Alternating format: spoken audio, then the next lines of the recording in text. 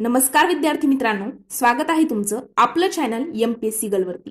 मित्रांनो, आजच्या व्हिडिओमध्ये आपण एसटीआय म्हणजेच स्टेट टॅक्स इन्स्पेक्टर या पदाचा 2023 नंतर जो सिलेबस चेंज झालेला आहे, आता जे नवीन विद्यार्थी आहेत त्यांनी मागील एसटीआयच्या व्हिडिओमध्ये कमेंट्स केलेले आहेत की मॅम याचा 2024 ते 23-24च्या नवीन बदलानुसार काय अभ्यासक्रम असणार आहे, कशा पद्धतीने पॅटर्न चेंज झालेला आहे, लेखी परीक्षा झालेली आहे का, असे डाऊट मुलांच्या मनात आहे. तर मित्रांनो बघा, आजच्या व्हिडिओमध्ये तुमचे सगळे डाऊट क्लिअर करणार आहे मी. त्यासोबतच आपण प्रीचा अभ्यासक्रम काय आहे, परीक्षा पॅटर्न काय आहे, कोणकोणते विषय असणार आहेत आणि मेन्सचा पॅटर्न कसा आहे आणि चेंजेस नक्की काय काय झालेले आहे. ओके, 2023च्या अगोदर कशा पद्धतीने पॅटर्न होता, 2023 नंतर काय चेंज झालेला आहे आणि प्रीमध्ये कोणते वेगळे विषय आहेत जे मेन्समध्ये नाहीत किंवा मेन्समध्ये कोणते विषय ऍड झालेले आहेत जे प्रीमध्ये नाही, आपण असं सगळं काही डिटेल या ठिकाणी डिस्कस करणार आहोत. या व्हिडिओ नंतर तुम्हाला एसटीआय पदाच्या अभ्यासक्रमाचा कोणत्याही प्रकारचा डाऊट नंतर राहणार नाही. त्यापूर्वी मित्रांनो, व्हिडिओ सुरू करण्यापूर्वी जर आपल्या चॅनलवरती तुम्ही पहिल्यांदाच हा व्हिडिओ बघत असाल तर आपलं चॅनल सबस्क्राईब करून बेल आयकॉनवर देखील प्रेस करायला विसरू नका, जेणेकरून स्पर्धा परीक्षेच्या नवनवीन अपडेट त्यासोबतच अशीच महत्त्वपूर्ण माहिती तुमच्यापर्यंत लवकरात लवकर पोहोचेल. चला तर मित्रांनो, मग आपण आजच्या व्हिडिओला सुरुवात करूया. तर मित्रांनो, तुम्हाला माहित असेल की एसटीआय म्हणजेच स्टेट टॅक्स इन्स्पेक्टर होण्याकरिता तुम्हाला महाराष्ट्र पब्लिक सर्व्हिस कमिशन म्हणजेच एमपीएससीच्या मार्फत महाराष्ट्र राज्य लोकसेवा आयोगाच्या मार्फत एक्झाम घेतली जाते आणि त्या एक्झामचे 2 टप्पे असतात, पूर्व परीक्षा आणि मुख्य परीक्षा. मित्रांनो, पूर्व परीक्षा आणि मुख्य परीक्षा झाल्यानंतर तुमची कोणत्याही प्रकारची ट्रेनिंग किंवा मुलाखत जी आहे ती घेतली जात नाही. तुम्ही हे 2 टप्पे पार केल्यानंतर तुमचं डायरेक्टली सिलेक्शन जे आहे ते एसटीआय पदी होतं आणि तुमची नियुक्ती केली जाते. आता तुम्हाला माहित असेल की बघा, पूर्व परीक्षा जी आहे या ठिकाणी तुम्ही स्लाइडवरती बघू शकता की पूर्व परीक्षा ही तुमची 100 गुणांची असते आणि मित्रांनो 100 गुण संयुक्त पूर्व परीक्षेला आता तुम्हाला 2023च्या अगोदर ग्रुप बी ची संयुक्त पूर्व परीक्षा घेतली जात होती. म्हणजे ग्रुप बी मध्ये 3च पद होते, पीएसआय, एसटीआय आणि एएसओ.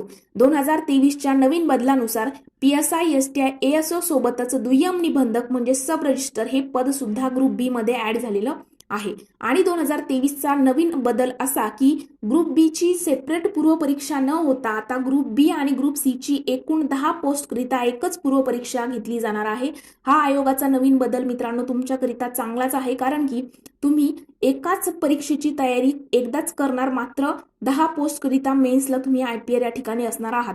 अगोदर काय व्हायचं तर ग्रुप बी ची पूर्व परीक्षा क्रॅक करायची आणि त्याच्या पीएसआय, एसटीआय, एएसओच्या वेगवेगळ्या मेन्स व्हायच्या आणि त्याकरिता मग तुम्ही वेगवेगळ्या मेन्स करिता अप्लाय त्या ठिकाणी केल्यानंतर तुम्ही वेगवेगळी परीक्षा त्या ठिकाणी द्यायची आणि नंतर ग्रुप सी ची पुन्हा वेगळी जाहिरात यायची, त्याची वेगळी प्री व्हायची आणि नंतर त्याच्या वेगवेगळ्या पोस्ट करिता वेगवेगळ्या मेन्सची एक्झाम घेतल्या जात होत्या.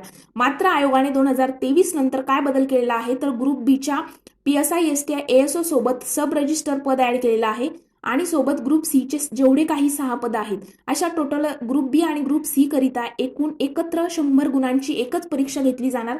आणि मित्रांनो, मेन्सची एक्झाम जी आहे ती ग्रुप बीच्या 4 पोस्ट करिता एकच एक्झाम घेतली जाणार आणि ग्रुप सीच्या बाकीच्या 6 पोस्ट करिता एकच मेन्स एक्झाम घेतली जाणार. म्हणजे तुम्हाला 2023 नंतर पीएसआय करिता वेगळा अभ्यासक्रम करायची गरज नाही, एसटीआय करिता वेगळा अभ्यासक्रम करायची गरज नाही, एएसओ करिता वेगळा अभ्यासक्रम नाही. तर तुम्हाला काय करायचं आहे, एकदाच 10 पोस्ट करिता प्रीचा अभ्यासक्रम कंप्लीट करायचा आहे आणि मेन्स करिता तुम्हाला 10 पोस्ट करिता तुम्ही मेन्सला बसू शकता आणि 2च मेन्सच्या एक्झाम होतील, एक ग्रुप बी ची होती आणि एक ग्रुप सी ची होईल. ओके, म्हणजे तुम्ही जर एकदा पूर्व परीक्षा त्या ठिकाणी क्रॅक केली तर तुम्ही पुढच्या 10 पोस्ट करिता त्या ठिकाणी अप्लाय करू शकता.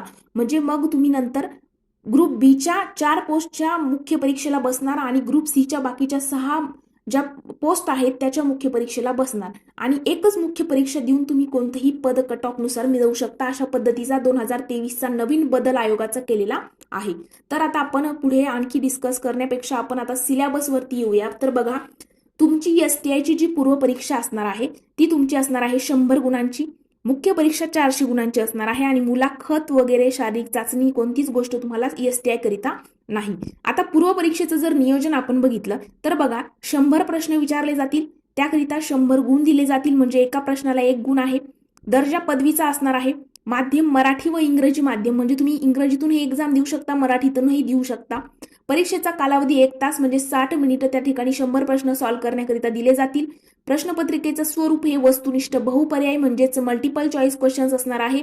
आता भरपूर विद्यार्थ्यांनी कॉमेंट्स केल्या होते की ग्रुप बी ची सुद्धा लेखी परीक्षा आहे का, तर नाही, ग्रुप बी ची परीक्षा लेखी होणार नाही. बदल काय झालेला आहे तर फक्त थोडाफार अभ्यासक्रमात आणि पोस्ट ज्या आहेत त्या एकत्र आयोगाने केलेल्या आहेत, एवढाच बदल झालेला आहे. परीक्षेचं पॅटर्न जे आहे ते बदललेलं आहे थोडंफार, फक्त विषय इकडचे तिकडे थोडेफार झालेले आहेत. पण या ठिकाणी म्हणजे बघा, ग्रुप बी आणि सी मध्ये काही बदल झाला असेल तर तुमचा सिलेबस कमी झालेला आहे, वाढलेला नाही, आणि परीक्षेचं पॅटर्न लेखी झालेलं नाही. आता बघा, पूर्व परीक्षा अशा पद्धतीने तुमची होईल. आणि मित्रांनो, या ठिकाणी निगेटिव्ह मार्किंग सुद्धा तुम्हाला पूर्व परीक्षेला लागू असणार आहे. आता पूर्व परीक्षेमध्ये कोणकोणते विषय आहेत तर पूर्व परीक्षेमध्ये तुम्हाला 8 विषयांचा अभ्यास करायचा आहे.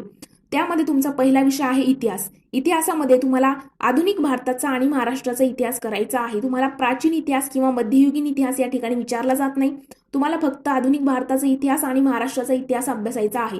आता याकरिता बुकलिस्ट कोणती आहे वगैरे सगळ्या गोष्टी आपण ऑलरेडी डिस्कस केलेल्या आहेत. जर तुम्ही व्हिडिओ बघितला नसेल तर याच व्हिडिओच्या डिस्क्रिप्शन बॉक्समध्ये बुकलिस्टची सुद्धा लिंक दिलेली आहे, त्या ठिकाणी जाऊन तुम्ही बुकलिस्ट जी आहे ती सविस्तररित्या बघू शकता. नंतरचा तुमचा विषय आहे मित्रांनो भूगोल.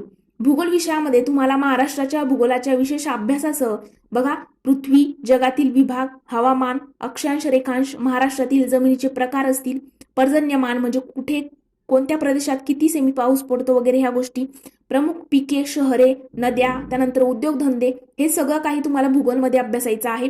नंतर अर्थव्यवस्था म्हणजेच इकॉनॉमिक्स, त्यामध्ये तुम्हाला भारतीय अर्थव्यवस्था आणि शासकीय अर्थव्यवस्था असे 2 पार्ट आहेत.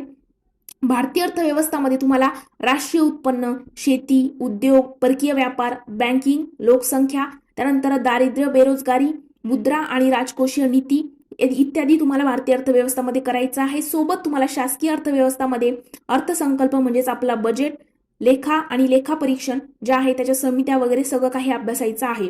नंतरचा चौथा विषय तुमचा असणार आहे चालू घडामोडी. चालू घडामोडीमध्ये तुम्हाला जागतिक तसेच महाराष्ट्रासह भारतातील चालू घडामोडी करायच्या आहे. त्याकरिता कोणतं बुक वगैरे मी ऑलरेडी डिस्कस केलेलं आहे. त्यानंतरचा तुमचा विषय आहे बघा राज्यशास्त्र. आता राज्यशास्त्र विषयामध्ये तुम्हाला या ठिकाणी कोणताही टॉपिक स्पेसिफिक दिलेला नाही, म्हणजे तुम्हाला कंप्लीट पॉलिटी या ठिकाणी करायचं आहे. मग घटना निर्मिती कधी झाली तिथून तर बघा सगळं काही पॉलिटी तुम्हाला अभ्यासायचं आहे. त्यामध्ये राज्य विधिमंडळ, त्यानंतर केंद्रीय मंत्रिमंडळ असेल, सोबत संसद असेल, जिल्हा उच्च न्यायालय, सगळं काही तुम्हाला पॉलिटीमध्ये अभ्यासायचं आहे. नंतरचा तुमचा 6वा विषय आहे बघा सामान्य विज्ञान. त्यामध्ये तुम्हाला फिजिक्स, केमिस्ट्री, त्यानंतर बॉटनी आणि हायजीन हे करायचं आहे, म्हणजे सगळंच सायन्स तुम्हाला या ठिकाणी करायचं आहे. अंकगणितमध्ये जर आपण बघितलं तर बेरीज, वजाबाकी, गुणाकार, भागाकार, त्यानंतर दशांश, अपूर्णांक, टक्केवारी, शेकडेवारी, वेगवेळांतर, काळकाम, वेग, हे सगळे काही टॉपिक्स जे आहे ते तुम्हाला या ठिकाणी अंकगणितमध्ये विचारले जातील. बुद्धिमापन चाचणीमध्ये उमेदवार किती लवकर आणि अचूकपणे विचार करू शकते हे आजमावण्यासाठीचे प्रश्न. तर अशा पद्धतीने तुमचा पूर्व परीक्षेचा पॅटर्न आहे. पूर्व परीक्षा 100 प्रश्न, 100 गुण, 1 तासाची वेळ असेल. मराठी इंग्रजीतून कुठूनही देऊ शकता पेपर, कोणत्याही भाषेतून. वस्तुनिष्ठ बहुपर्यायी स्वरूप आहे, निगेटिव्ह मार्किंग आहे, आणि हे 8 विषय आहे आणि त्या 8 विषयाचा डिटेल अभ्यासक्रम आपण बघितला. आता आपण वळूया आपल्या मुख्य परीक्षेच्या अभ्यासक्रमाकडे. बघा, महाराष्ट्र अराजपत्रित सेवा मुख्य परीक्षा गट ब. आता महाराष्ट्र अराजपत्रित सेवा मुख्य परीक्षा गट ब मध्ये 4 पदांकरिता तुम्ही या ठिकाणी मुख्य परीक्षा देता. PSI, STI, ASO आणि आता सब रजिस्टर 2023च्या नवीन बदलानुसार ऍड झालेलो म्हणजेच दुय्यम निबंधक, या 4 पोस्ट करिता एकच मुख्य परीक्षा तुमची घेतली जाणार आहे. 2023च्या अगोदर काय व्हायचं तर STIच्या मेन्सला वेगळा म्हणजे सिलेबस असायचा, PSIला एक्स्ट्रा कायदे वगैरे ऍड झालेले असायचे, तर हे पॅटर्न आता आयोगाने बंद केलेलं आहे. तर बघा, मुख्य परीक्षा जी आहे, मुख्य परीक्षेमध्ये तुमचे 2 पेपर घेतले जातात आणि मुख्य परीक्षा एकूण 400 गुणांची असते. ओके, तर 2 पेपर जे आहे तो पहिला पेपर 200 गुणांचा आणि दुसरा पेपर 200 गुणांचा, अशी टोटल मुख्य परीक्षा 400 गुणांची असते. त्यामध्ये बघा, पहिला पेपर जो आहे त्यामध्ये तुम्हाला मराठी इंग्रजी 2 विषय आहेत. मराठीकरच्या बघा, मराठीकरिता तुम्हाला 50 प्रश्न विचारले जातील, इंग्रजीकरिता 50 प्रश्न विचारले जातील आणि दोन्हीकरिता तुम्हाला 200 गुण. आता पूर्व परीक्षेचा पॅटर्न काय होता तर एका प्रश्नाला 1 गुण होता, मात्र मुख्य परीक्षेला तुम्हाला एका प्रश्नाला 2 गुण असणार आहे. बघा, पहिल्या पेपरमध्ये मराठी इंग्रजी 2 विषय आहेत. मराठीला 50 प्रश्न, इंग्रजीला 50 प्रश्न, दोन्हींना 100-100 गुण. आणि मराठीचा दर्जा हा 12वीचा असणार आहे, इंग्रजीचा दर्जा हा पदवीचा असणार आहे.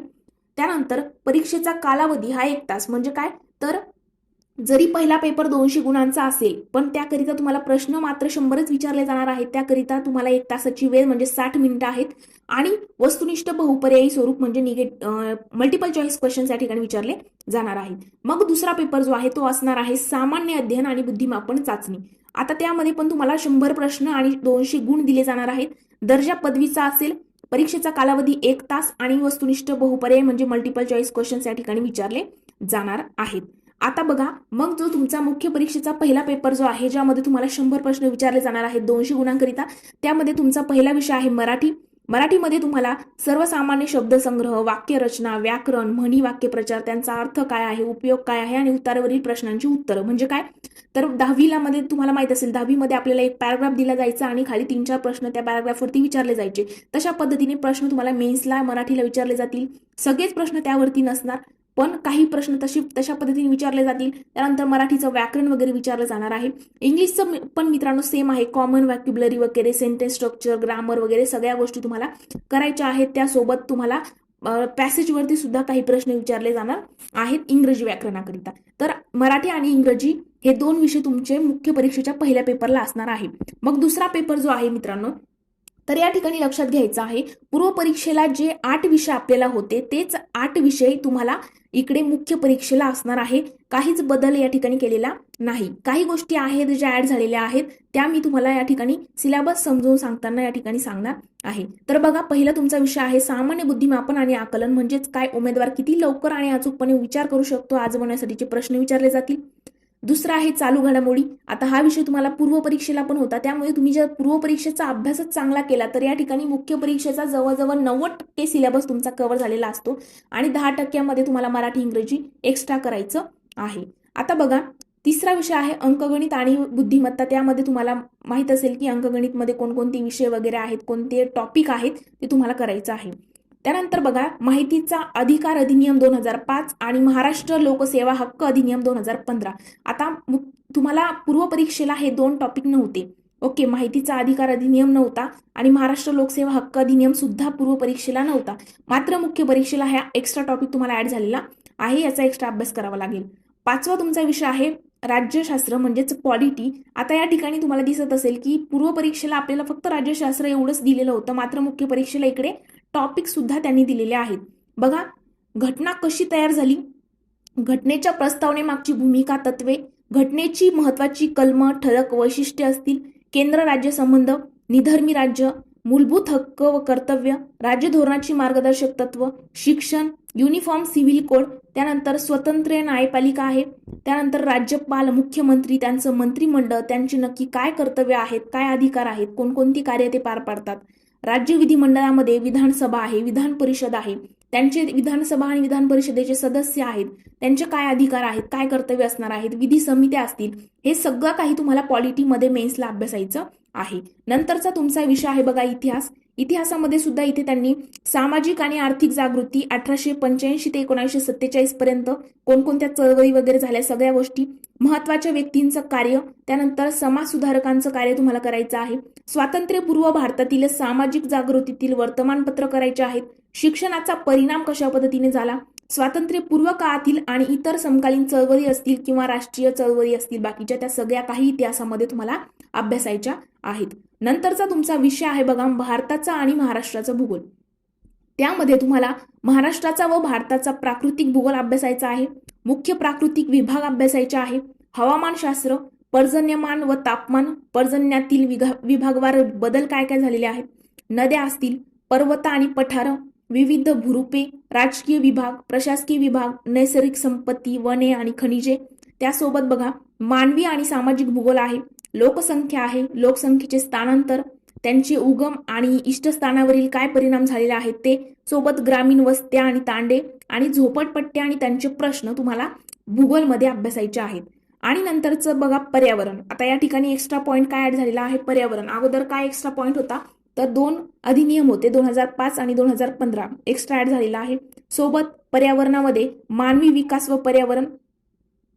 पर्यावरणपूरक विकास, नैसर्गिक साधन संपत्तीचे संधारण, विशेषतः वन संधारण, विविध प्रकारची प्रदूषणे व पर्यावरणीय आपत्ती, पर्यावरण संवर्धनात कार्यरत असलेल्या राज्य, राष्ट्र, जागतिक पातळीवरील संघटना आणि संस्था कोणकोणत्या आहेत, त्या तुम्हाला पर्यावरणामध्ये अभ्यासायच्या आहेत. नंतर बघा सामान्य विज्ञान आणि तंत्रज्ञान. आता बघा या ठिकाणी पूर्व परीक्षेला आपण 8 विषय बघितले. मुख्य परीक्षेमध्ये 2005-2015चा अधिनियम ऍड झाला आहे. पर्यावरणाचा थोडासा पार्ट ऍड झालेला आहे आणि सोबत सामान्य विज्ञानासोबत तंत्रज्ञानाचा पार्ट थोडाफार ऍड झालेला आहे. ह्या एक्स्ट्रा गोष्टी तुम्हाला या ठिकाणी कळायला पाहिजे की काय मेन्सला डिफरन्स आहे. बघा सामान्य ज्ञानामध्ये तुम्हाला फिजिक्स, केमिस्ट्री, झुलॉजी आणि बॉटनी हे तर अभ्यासायचं आहे. बघा पूर्व परीक्षेला तुम्हाला हायजीन पार्ट होता, आरोग्यशास्त्र, तो मुख्य परीक्षेला या ठिकाणी त्यांनी स्किप केलेला आहे आणि तंत्रज्ञान ऍड केलेलं आहे. तंत्रज्ञानामध्ये दूरसंवेदन, हवाई व ड्रोन छायाचित्रण, भौगोलिक माहिती प्रणाली आणि त्याचं उपयोजन, माहिती व संप्रेषण तंत्रज्ञान हे तुम्हाला अभ्यासायचं आहे. आणि मित्रांनो नंतरचा तुमचा शेवटचा विषय आहे इकॉनॉमिक्स म्हणजेच अर्थशास्त्र. आता अर्थशास्त्र जर आपण बघायला गेलो तर समग्र लक्ष अर्थशास्त्र आणि भारतीय अर्थव्यवस्था यामध्ये बघा डिटेल टॉपिक आयोगाने मेन्सच्या सिलेबसमध्ये टाकलेले आहेत. बघा वृद्धी आणि विकास आहे, सार्वजनिक वित्त आहे, आंतरराष्ट्रीय व्यापार आणि आंतरराष्ट्रीय भांडवल, त्यानंतर भारतीय अर्थव्यवस्थामध्ये तुम्हाला भारतीय अर्थव्यवस्थेची आव्हाने आणि आर्थिक सुधारणा, भारतीय शेती आणि ग्रामीण विकास, सहकार, मौद्रिक व वित्तीय क्षेत्र, सार्वजनिक वित्त आणि वित्तीय संस्था, उद्योग व सेवा क्षेत्र, पायाभूत सुविधा विकास, आंतरराष्ट्रीय व्यापार आणि भांडवल आणि महाराष्ट्राची अर्थव्यवस्थामध्ये त्यामध्ये तुम्हाला बजेट वगैरे सगळ्या गोष्टी करायच्या आहेत. अर्थव्यवस्थेचा अभ्यास करताना तुम्हाला चालू घडामोडीचा सुद्धा विचार करायचा आहे आणि चालू घडामोडीच्या सोबत सोबत अर्थव्यवस्था करायची आहे. तर मित्रांनो आजच्या व्हिडिओमध्ये आपण STIचा पूर्ण सिलेबस जो आहे तो कव्हर केलेला आहे. पूर्व परीक्षेचा पॅटर्न सोबत मुख्य परीक्षेचा पॅटर्न 2023चे नवीन बदल सुद्धा मी स्टार्टिंगला समजून सांगितले आहे. आय होप की तुम्हाला हा व्हिडिओ आवडला असेल. मित्रांनो जर व्हिडिओ आवडला असेल तर व्हिडिओला लाईक, कमेंट आणि तुमच्या मित्रांसोबत देखील शेअर करायला विसरू नका. सोबतच MPSCच्या थ्रू येणाऱ्या सगळ्या एक्झामच्या नवनवीन अपडेट आणि अशीच महत्त्वपूर्ण माहिती सगळ्यात अगोदर बघण्याकरिता बेल आयकॉन प्रेस करून मित्रांनो जर तुम्हाला कोणत्याही प्रकारचा डाऊट असू द्या, स्पर्धा परीक्षेविषयीची जी कोणती पोस्ट असेल, ज्या कोणत्या पोस्टची तुम्ही तयारी करत असाल त्याबद्दल जर तुम्हाला कोणत्याही प्रकारचा डाऊट असेल तर आपल्या चॅनलच्या अबाउट सेक्शनमध्ये इंस्टाग्राम अकाउंटची लिंक दिलेली आहे. तिथे जाऊन तुम्ही मला पर्सनली मेसेज करून तुमचे डाऊट विचारू शकता. त्या ठिकाणी तुम्हाला तुमचे डाऊट जे आहे तुमचे क्लिअर केले जाणार आहेत. आणि मित्रांनो नवनवीन अपडेट करिता चॅनल सबस्क्राईब करायला विसरू नका. तर आज आपण इथेच थांबूया. व्हिडिओ आवडला असेल तर लाईक, कमेंट आणि शेअर नक्की करा. Thank you so much.